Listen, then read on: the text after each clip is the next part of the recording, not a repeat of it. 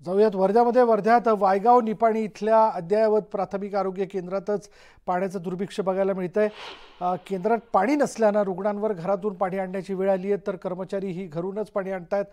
कुटुंब शस्त्रक्रिया, इतर शस्त्रक्रिया आणि रुग्ण भरती सेवा पाण्याअभावी बंद आहेत. या प्राथमिक आरोग्य केंद्रावर 13 गावांचा भार असून या गंभीर प्रश्नाकडे आरोग्य आणि जिल्हा परिषद प्रशासनच दुर्लक्ष करत असल्याचा आरोप होतोय. आम्हाला स्वतः बॉटल घेऊन यावं लागते की बॉटल नसली अन्यथा कोणी इथे बसलं त्याला पाणी सुद्धा मिळत नाही.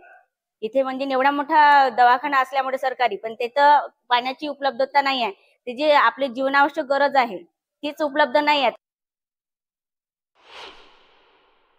त्या ठिकाणी ऑपरेशन थिएटर सुद्धा आपण चांगल्या रीतीचं बांधलेलं आहे, परंतु म्हणजे शस्त्रक्रिया करण्यासाठी किंवा इतर कुठल्याही बाबी राबविण्यासाठी इथे पाणी नाही.